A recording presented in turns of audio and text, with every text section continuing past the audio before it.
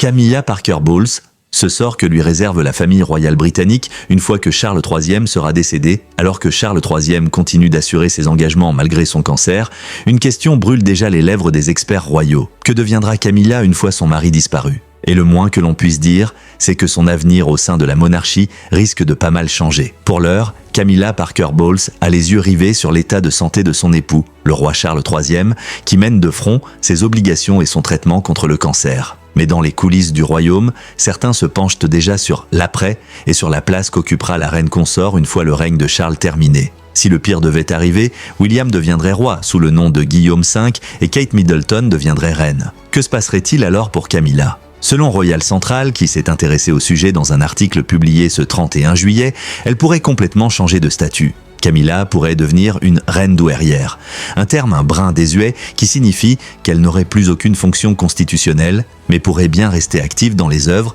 caritatives et le mécénat royal, notamment au sein des organisations qu'elle a défendues tout au long de son service royal, comme l'explique Charlie Proctor, rédacteur du site spécialisé. Et d'ajouter, la désignation de reine douairière marquerait une conclusion respectueuse du service de Camilla en tant que reine consort, tout en préservant la clarté au sein de la hiérarchie royale. Une belle façon de dire merci donc, mais en coulisses, tout dépendra du bon vouloir de William. Où vivra Camilla Parker Bowles quand Charles III disparaîtra? Autre interrogation qui agite les experts royaux. La question de sa résidence. Pour l'instant, le couple royal vit à Clarence House. Mais après la mort du roi, rien ne garantit à Camilla qu'elle pourra y rester. Charlie Proctor souligne d'ailleurs que tout sera à nouveau entre les mains du nouveau souverain.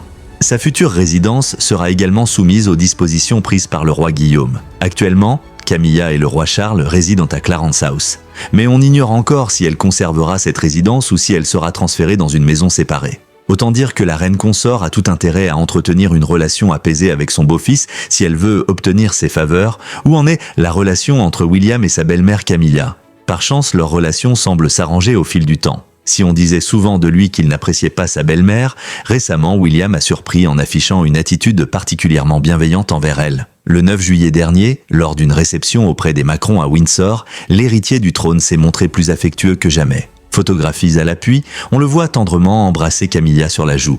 Un comportement bien loin des rumeurs persistantes d'une relation froide et distante. Selon l'experte Danielle Stacey, interrogée par Hello, l'accueil chaleureux entre la reine et le prince de Galles témoigne du profond respect mutuel qu'ils éprouvent. Que cela dure, surtout pour Camilla,